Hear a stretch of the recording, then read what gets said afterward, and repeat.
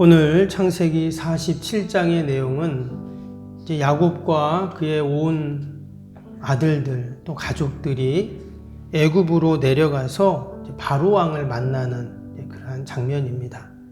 그리고 13절부터는 조금 장면이 바뀌어서 이제 요셉이 애굽의 총리죠. 7년 대기근을 잘 지혜롭게 헤쳐나가는 그런 내용을 기록하고 있습니다. 그리고 이제 마지막 부분에는 야곱이 죽음을 맞이하기 전에 아들 요셉을 부릅니다. 총리인 아들을 불러가지고 내가 죽거든 이 애굽 땅에 나를 묻지 말고 우리 조상들이 묻혀있는 우리 가나안 고향에 나를 좀 묻어줘라, 이런 당부를 하고 끝나게 됩니다. 우리가 37장에서부터 요셉의 이야기가 계속 나왔잖아요. 그런데 중간중간에 보면 우리가 계속 말씀 읽었지만 야곱이라는 이름이 나옵니다. 원래 야곱은 36장까지 다 원래 끝나는데, 그런데 여전히 야곱의 이름들이 등장을 합니다. 그런데 이제 야곱이 나이가 많잖아요. 근데 그의 이름이 등장하고 그에 대한 기사를 보면 하나같이 어떤 내용이냐면, 그가 기도하는, 또 그가 신앙과 믿음으로 그의 가족과 또 그의 자녀들을 돌보는 그런 내용들이 나옵니다. 오늘 이 47장도 마찬가지입니다. 이제 야곱이 나이가 많아서 할아버지가 됐습니다. 지금 그의 나이가 애굽에 내려갈 때가 130이라고 했잖아요. 근데 그가 147세에 죽습니다. 그러니까 무려 17년을 그가 이제 이곳에 애굽에 있게 되는 것이죠. 그래서 28절에 보시면 야곱이 애굽 땅에 17년을 거주하였으니 그의 나이가 147세라 그랬어요. 그래서 이제 그가 이제 점점 노쇠하고 나이가 많아서 이제 할아버지가 된 것이죠. 그런데 성경은 여전히 그의 신앙과 믿음을 이제 언급을 하고 있습니다. 오늘 그것을 잘 알 수 있는 것이 이제 야곱이 바로 왕을 축복하는 그 장면이에요. 오늘 7절, 10절 다시 한번 보시면 7절입니다. 요셉이 자기 아버지 야곱을 인도하여 바로 앞에 서게 하니 야곱이 바로에게 축복하며, 10절에도 야곱이 바로에게 축복하고 그 앞에서 나오니라. 지금 야곱이 이제 힘도 없어요. 잘 걷지도 못합니다. 그래서 옆에서 부축을 해요. 우리도 어르신들 보면 어떻습니까? 다 무릎이 아프고 허리가 아프고 그렇잖아요. 야곱도 똑같습니다. 나이를 먹으니까. 근데 지금 그가 애굽의 바로왕을 만나서 어떻게 했냐면 축복했다, 이런 내용이 나와요.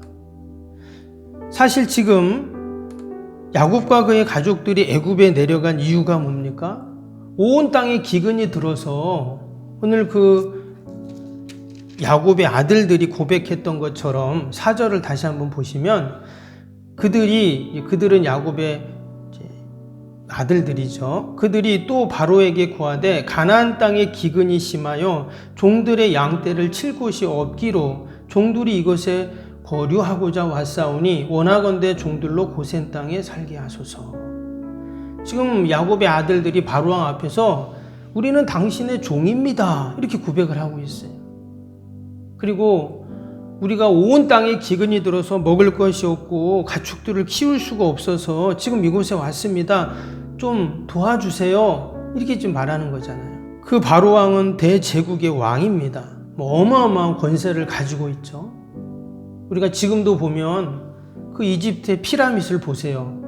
엄청나잖아요. 지금 이 야곱의 아들들이 내려갈 때 이미 그러한 거대한 이집트 문명이 다 이루어지고 있을 때였습니다. 그런데 그런 어마어마한 바로의 그 왕 앞에 섰을 때 그 야곱의 아들들하고 완전히 야곱은 다릅니다. 너무나 당당하죠. 어떻게 야곱은 이처럼 담대할 수 있었는가? 도리어 그 바로왕 앞에 주눅드는 것이 아니라 그 할아버지가 그 앞에서 그 바로왕을 축복하는 그런 장면이 지금 나옵니다. 그리고 오늘 읽진 않았지만 마지막 31절을 한번 보시면 마지막 47장 31절에 이런 말씀이 나오죠. 야곱이 또 이르되 내게 맹세하라 하매 그가 맹세하니 이스라엘이 침상 머리에서 하나님께 경배하니라. 지금 야곱이 이제 완전히 노쇠해서 이제 기력도 없고 이제 죽을 날이 얼마 안 남은 거예요. 근데 그 요셉에게 나를 아까도 말씀드린 것처럼 죽거든 이곳이 아니라 저 가나안 땅에 묻어야 된다. 그 얘기를 하면서 뭐라고 했다고요? 그 침상 머리에서 하나님께 경배했다. 이렇게 지금 나오고 있어요. 그러니까 그가 그 누워가지고 하나님을 찬양하고 기도하고 또 경배했다. 이런 말이죠. 그러니까 그는 마지막 순간까지 뭐를 한 거예요? 하나님을 찬양하고 하나님의 영광을 돌리는 그러한 모습이죠. 야곱은 늘 하나님 앞에 이처럼 기도하고 찬양하고 이제 나이가 들어서 육신이 쇠할 대로 다 쇠해서 기력도 없는데 그러나 그의 영적으로 그는 더욱더 밝아지고 또 영적으로 견고해졌던 그 모습을 볼 수가 있습니다. 요셉을 잃어버리고 낭망에 있는 것 같고 또 그 아들들을 거느리면서 그가 어려움을 당하는 것 같았지만 여전히 그는 어떻게 했냐? 그는 기도했다라는 것입니다. 어떻게 여러분 요셉이 애굽의 총리가 될 수 있었을까요? 하나님의 은혜였죠. 그런데 그 이면에는 이미 헤어져서 죽은 줄만 알았던 그 아들이었지만 그의 자녀들을 위해서 늘 기도했다라는 것입니다. 그래서 그 기근 가운데서도 결국은 온 가족이 살아나는 요셉도 만나는 그리고 한 민족을 이루어가는 이런 놀라운 구원의 역사들 그 이면에는 하나님의 놀라운 섭리가 있었죠. 또 언약을 반드시 이루시는 하나님의 역사가 있습니다. 그러나 그거와 함께 하나님이 야곱에게 주셨던 그 사명을 야곱은 죽는 그 순간까지 놓지 않고 그가 하나님 앞에 믿음으로 기도하고 있었는 줄로 믿습니다. 동일하게 하나님은 저와 여러분들을 우리의 가정에 야곱으로 우리를 세워주시고 또 우리의 일터에 야곱으로 세워주시고 주님의 교회와 이민족 가운데 나를 다 야곱으로 우리를 세워주셨는 줄로 믿습니다. 그래서 하나님이 늘 나와 함께 하심을 우리가 확신하고 그 거대한 제국의 왕 앞에서도 어떻게 담대할 수 있는가? 늘 그가 기도하기에 또 하나님이 나에게 주신 사명을 내가 감당하기까지 하나님이 주신 그 힘을 그가 공급받은 것이죠. 그가 마지막 죽음을 앞에 두면서 그의 마지막 소원이 무엇이었다고요? 조상들이 묻혀있는 그 가나안 땅에 나를 묻혀달라. 그 이야기를 마지막에 합니다. 그의 아버지 이삭과 또 그의 할아버지 아브라함이 묻혀있는 약속의 땅, 그 언약의 땅에 자신도 묻혀야 된다는 겁니다. 밑에 그 29절 말씀 한번 보시면 29절에 이런 말씀이 나옵니다. 이스라엘이 죽을 날이 가까움에 그의 아들 요셉을 불러 그에게 이르되 이제 내가 내게 은혜를 입었거든 청하노니 내 손을 내 허벅지 아래에 넣고 인애와 성실함으로 내게 향하여 애굽의 나를 장사하지 아니하도록 하라. 근데 요셉이 그 이야기를 듣고 30절에 뭐라고 했냐면 내가 아버지의 말씀대로 행하리이다. 야곱이 요셉에게 내가 죽거든 가나안에 묻어달라 했더니 네 알겠습니다. 아들이 그랬습니다. 근데 이것은 단순히 아버지와 아들과의 대화와 약속이 아닙니다. 하나님의 신실하신 그 약속, 언약을 이루어가는 과정.